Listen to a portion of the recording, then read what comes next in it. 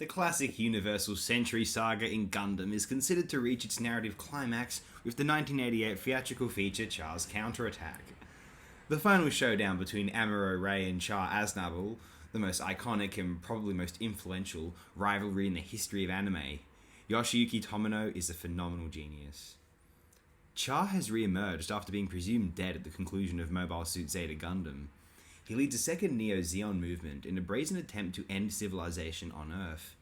Char claims that his motivation is to accelerate human evolution, to send his destiny further out beyond the solar system, although I think he just wants to make Amuro feel like a failure. Char wants to hurt Amuro, seeking to avenge the loss of Lala all those years before, during the original Mobile Suit Gundam anime. Char has deduced the best way to do this is to eliminate the possibility of sustained life on Earth. He knows that Amuro will be the most determined to stop him, and he seems to believe that it is Amuro who will experience the most shame and hurt if his mission is successful. The animation in this film is absolutely next level. I must say, aside from perhaps the heights of Mobile Suit Zeta Gundam, this is the pinnacle of the Gundam art form, insofar as I have experienced it. I cannot imagine anything in the non-Tomino Gundam series which could compete with the artistry on display in Char's Counterattack. The computer modelling, infrequent as it is superlative, adding a level of aesthetic depth to the image which really enforces how realised, lived in, and considered the Gundam universe has been as a creative endeavour. Remarkable. Utilising its budget well, I most love, the new type effects, represented as sparkling green sprites surrounding a character, most commonly to my memory. Never before has this facet of Gundam lore been so physically and effectively depicted. Char's Counterattack really sold me on the new type angle of the Gundam universe, which I always tended to consider secondary in my brief history with the series.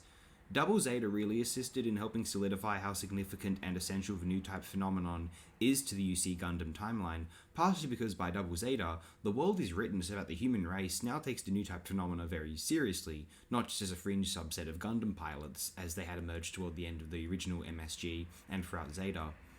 With Char's Counterattack, I accept this facet of the lore without any question. It feels as seamless as the existence and normalized usage of the Gundams themselves. I find Char's motivation throughout this film fascinating. His actions don't match his words. His claims to be an accelerationist terrorist don't add up to his constant references to Lala, his noticeable contempt for the Zeon ideology itself, or at least those who take it too seriously, his paternal impulse toward quests, and then his animus toward Amuro Ray specifically. There's no begrudging respect toward a road-worthy opponent. Even against the brutish titans like Jared and Yazan, or the Zeon absolutists like Haman, Char never betrayed an emotive hatred or contempt in battle, at least not to my memory. What happened in between Zeta Gundam and Char's Counterattack is a mystery to all of us, maybe explained in some tie novel or manga, I don't know. I suspect that Char, 10 years after Lala's death, realised that he would never feel as complete as he had when she was alive. He had been in denial about it apparently, although I think his Quattro Bagina composure finally wore off, and so he decided to gather together the remnants of Zeon, ready for anything or anyone after Haman Khan's demise in Double Zeta, in order to get his final revenge on Amuro Ray. Some words now on what I consider to be the base, cerebrally satiating appeal of the Gundam animated series and films to be, at least those I have seen, and directed or supervised by Yoshiyuki Tomino. It feels like you're watching the next stage of human evolution on screen, and I don't just mean in a speculative future sense. I mean in what function serialized narrative arts can fulfill, what new, relevant, and forward-thinking properties this mode of animated storytelling can gift upon its viewers. The Gundam mythos gives an animator the opportunity to explore the limitations and the new avenues of physical humanoid movement. The Gundam is not just a Ubermensch-adjacent weapon of evolved warfare, it is a vessel with which a humanoid figure can be animated, flying about and committing superhuman feats, soaring through space, clasping at the sides of spaceships, shooting asteroids out of the sky, and dominating all other weapons of war which are thrown toward it. Like a deity towering over its mortal subjects, the Gundam-centric warfare depicted in the UC saga begins to remind one of the divine warriors who led and inspired their vulnerable companions into battle throughout the Trojan War. Now, obviously the gods more function as a bitter family rather than the raging soldiers in the Iliad, although I recall the brief elevation to godhood of Diomedes and how accepted, even anticipated, this kind of superhuman prowess on a battlefield was informative mythological histories.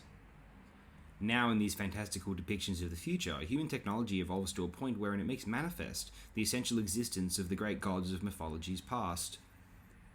And the function of these Gundam programs, directed by Tomino, serve to us are a window into the animated possibilities of human evolution. Even without going into the new type facet of Gundam lore, the existential implication of Gundam dominance in human affairs is represented most memorably via its impressive action sequences, where in impossible visions of superhuman struggle, these technological extensions of the Homo sapiens body, whereby we become spacefaring weaponized superhumans. Witnessing all of the fluid and intuitive possibilities which the Gundam mecha can achieve in flight, typically in battle, it is a brilliant creative expression of how objects move through space and a precise, satiating, artful realization of geometric possibilities. Especially insofar as realistic engineering and mechanics are concerned, the Gundam was a beautiful venue for animators to explore their understanding of physics, more or less, physics itself. Also importantly, absolutely vital, is how this appeared to motivate the creators of Gundam, certainly at this time, to pay very close attention to their understanding of physical space, the capacities and limitations of mechanized humanoid movement, of any machinery whatsoever, of space travel, of attempting to realize any visual space. Its realism as a series of actions, as something which could take place in our reality, is extraordinarily careful. The real robot premise was taken very seriously indeed. One gets the vague, strange idea that they are watching a work of art which time-travelled from the future, and this is the general mass entertainment, a cerebral, fictional, gladiator-esque odyssey for all the possibilities of human combat and drama to coalesce into a unified artistic experience. Imagine some of you watching this have never seen Gundam and have no intention to. It's anime, and anime is a whole thing a lot of people don't want to get into.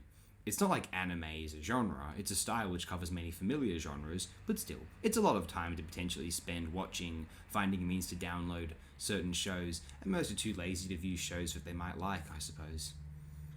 This whole idea of animation being for kids is insane to me. Even if animation is meant for kids, why the hostility? I recall many a snobby English teacher or professor seeming to have disdain for animation, with the implication that these were distractions for children, not true art. Yet somehow Harry Potter isn't. Figure that one out. I think this has less to do with a serious engagement with the work or works in question, and more to do with a hatred or condemnation of things associated with childhood out of social pressure or conditioning. I mean, I don't think childhood should be glorified, personally. I think adulthood is mostly better. I'm bored less, believe it or not. Although I think the years when one was gullible enough to potentially believe in Santa Claus and fairies make certain living for appearances types a bit embarrassed, yeah? What am I even going on about? Who even knows anymore? Gingea mukate tobeyo Gandamu Kiro senshi Gandamu